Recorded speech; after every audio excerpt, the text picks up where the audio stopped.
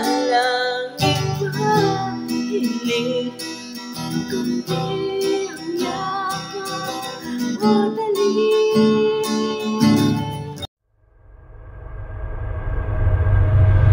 Musta mga katropa natin dyan? So ngayon may ituturo ko sa inyong guitar tutorial. And yung kanta na to is Hiling. Narinig niyo ba yung kantang Hiling? Hiling by J.R. Shabok. And di ko lang alam kung yung Shabok na apelido ba niya yon. And di ko lang alam kung tama ba yung pag-pronounce ko ng Shabok. Okay? So ito yung kanta na to is no capo version na. Baka nagtataka kayo ba't may kapo ako? So ang dahilan niyan is madali ako napuputulan ng string and madalas na. So marami nang nangyari na naputulan ako ng string. Ang ginawa ko, inilagay ko sa second fret. Ayan. So inilagay ko diyan sa second fret. And then para di ako maputulan ng string. Baka magtaka kayo So okay magtaka. Naka-standard din yan pero nakakapo lang. Kasi madali akong napuputulan ng string. Ito yung first string talaga napuputol talaga. Huwag yung gayahin. Yung sa inyo, iyaan nyo lang ganyan. Iyaan nyo lang na ganyan, walang kapo. Kasi yung sa akin may kapo talaga. Need talaga siya ng kapo. So, mawawala na rin to. Gagawa ko ng paraan para mawala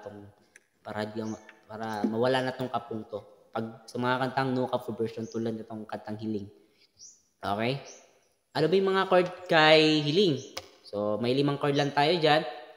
Yung chord natin dyan is G, D, E minor, and then C. Yung C minor, yun yung pang 5 chord. Okay, so ano yung intro natin dyan? So, bilis lang natin Okay, so yung intro niya is G, D, E minor, and C. So, 2 times siya gagawin. Okay? So, kung pag di nyo na-guess, pwede nyo rewind, balikan nyo para mas mag-guess nyo. Madali lang naman itong kantang to Okay? Madali lang. So, tapos na tayo sa intro. Sunod, ito yung chord sa verse 1, 2. Verse 1 and 2. So, meron lang tayong dalawang verse sa kantang Hiling. Yung chord niya, same lang dun sa verse 1 and verse 2. So, yung chord nila is G, D, E minor, and C. So, 2 times siya gagawin mga katropa. Huwag yung kakalimutan yan. 2 times lang siya gagawin. So, sunod, refrain. So, yung refrain natin is meron tayong 3 refrain. Meron tayong 3 refrain dyan. So, refrain 1, 2, and 3. So, yung mga chord nila is same lang din. So, yan yung mga chord nila. So, D, E minor, and C.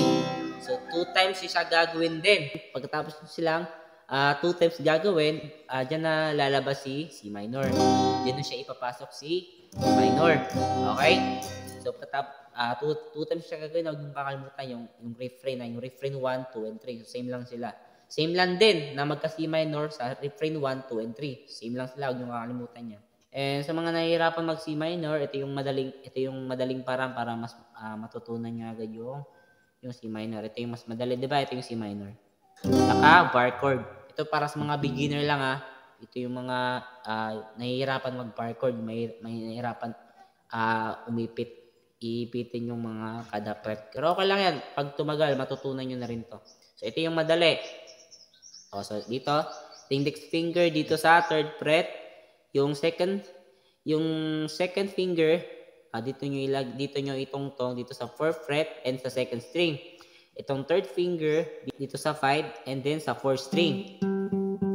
And then itong hililiit ninyo dito nyo ilagay sa 5th fret and sa 3rd string. Okay, so yan yung tunog pag madaling paraan sa C minor.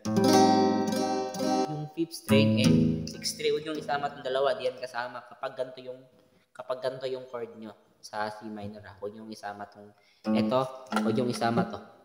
Itong 5th and yung 6th. So yan. So tapos na tayo sa refrain number 1 and number 2. So chorus na naman tayo. So yung chorus niya, bali meron lang tayong 3. Meron lang tayong 3 chorus So yung chorus niya is yung chord nila is G, E minor, C, and Yan yung mga chord natin ha. So, G, E minor, C, D. Ayan, tandaan nyo yan sa chorus 1, number 2, and number 3. O nga pala mga katropa, sa chorus number 3 is, bale, ang mangyari doon is, dalawang ulit yung kakantahin o gigitarahin. Maya, kakantahin natin ng buo para mas magasin nyo. Okay? So, meron nga palang instrumental dyan. Dali, G, D, E minor, C lang naman. 2 times siya gagawin. And then, yung pinakalas, ang tawag dyan is outro. Yun lang sa chorus, D, E minor, C, and D.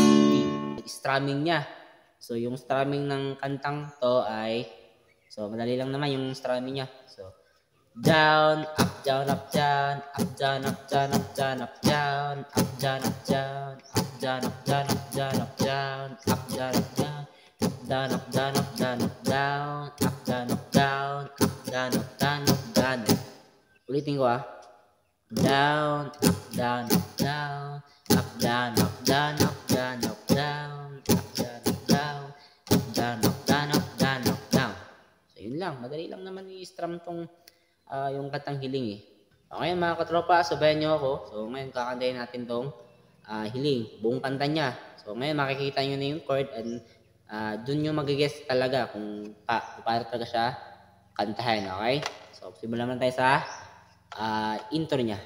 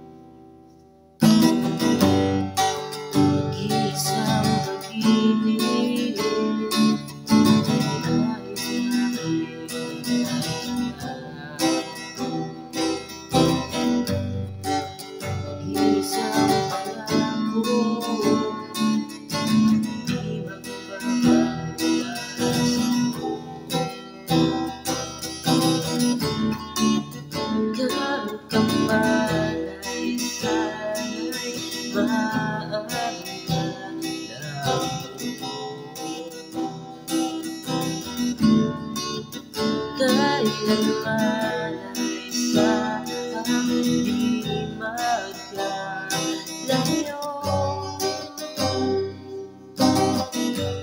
Tanging ikaw lamang nakakinig.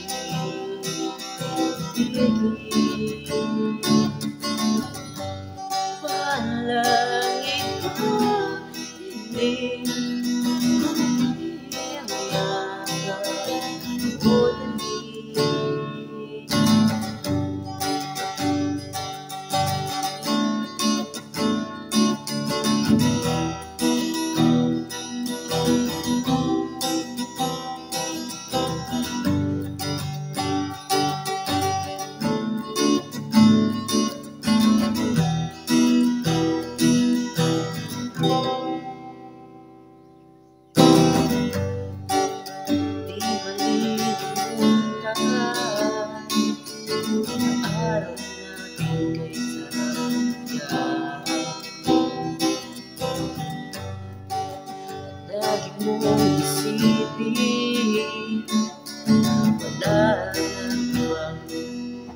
hindi mahal kundi ikaw.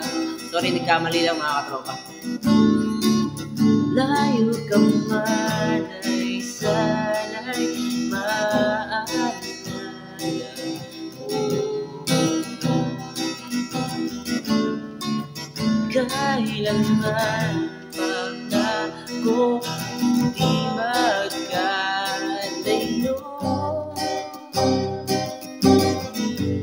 Tanging ikaw lamang ang aking ibig.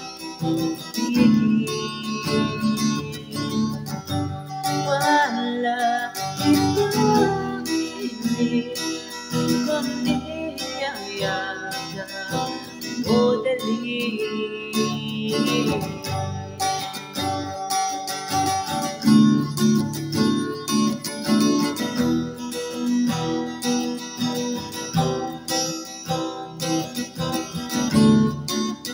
Sana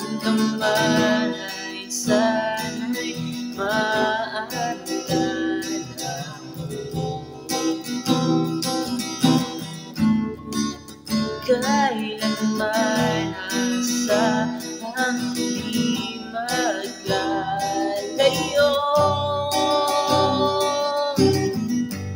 Tanging ikaw lamang ang aking ibig.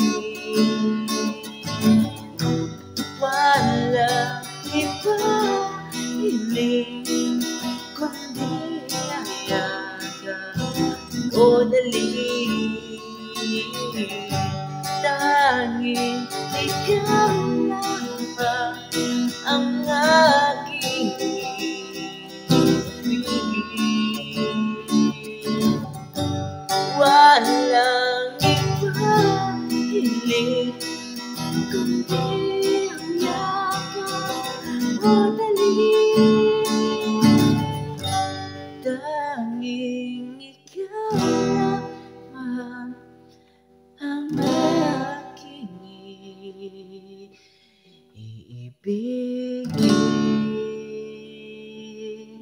So yan mga katropa, yan ang kung paano kantahin, para tugtugin ang kanta ni J.R. Shabuk na Hiling, yung buong kanta niya. Sana may natutunan kayong aral na to sa tutorial ko. Please follow and subscribe. And huwag niyong kalimutan na i-hit ang notification bell para mas updated pa kayo sa mga ganitong content na kagaya nito.